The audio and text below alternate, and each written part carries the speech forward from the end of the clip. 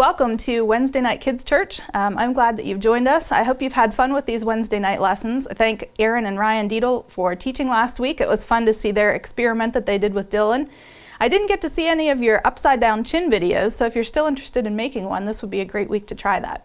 I thought we'd do something a little different tonight and cook a recipe together.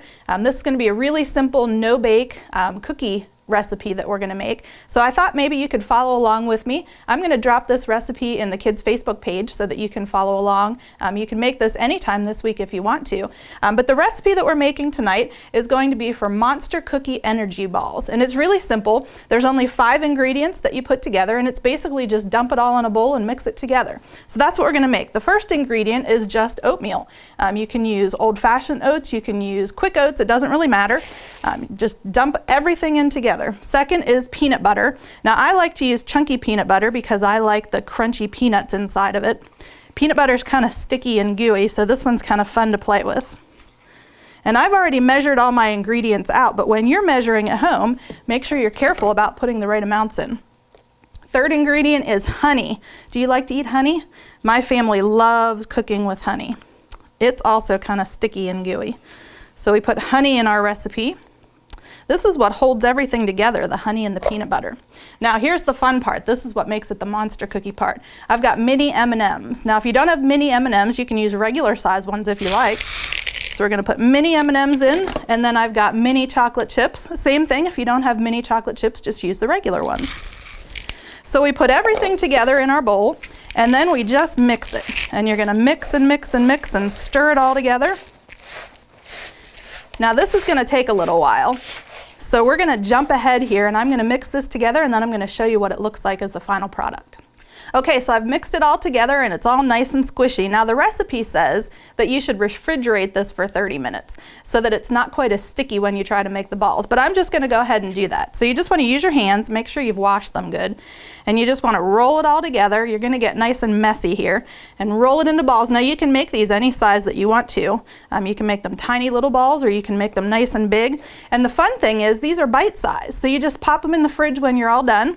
And anytime you're hungry, anytime you need a snack, this is a healthy snack that you can have that your mom won't even mind you doing because it's good for you and it gives you lots of energy and lots of protein. Do you like making snacks, following directions, and cooking together?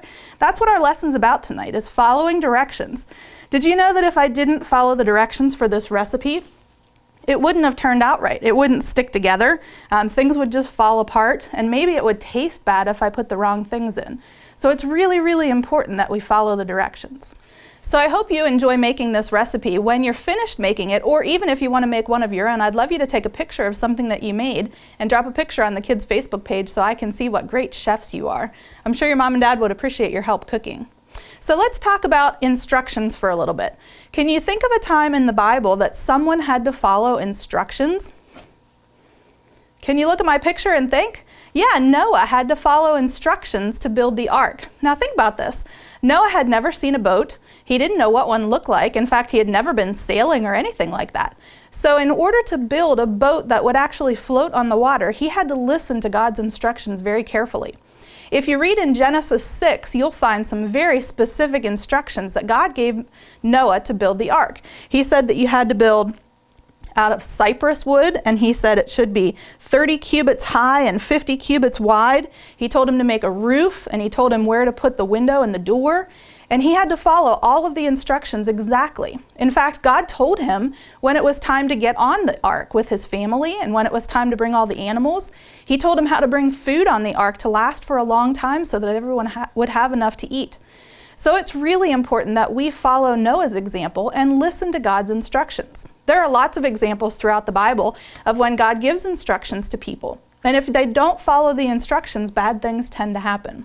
Well, the same thing's true at your house.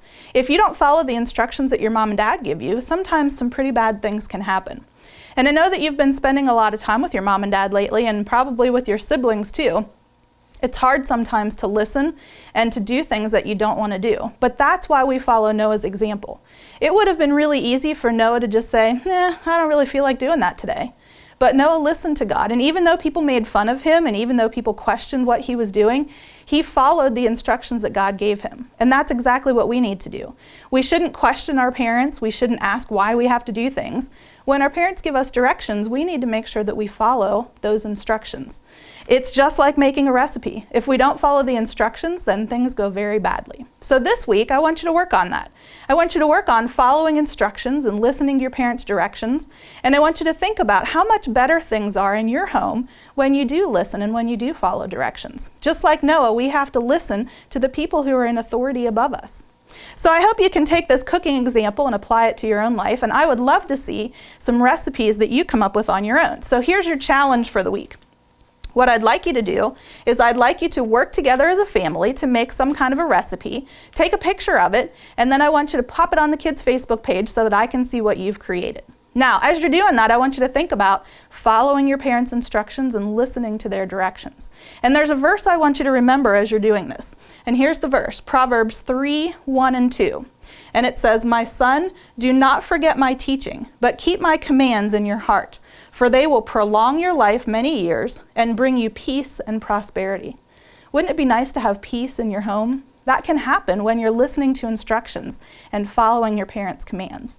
So let's try to do that this week. Let's work together as a family and see if you can make a peaceful week in your home. Have fun cooking. I hope you enjoyed this recipe, and I'll see you on Sunday.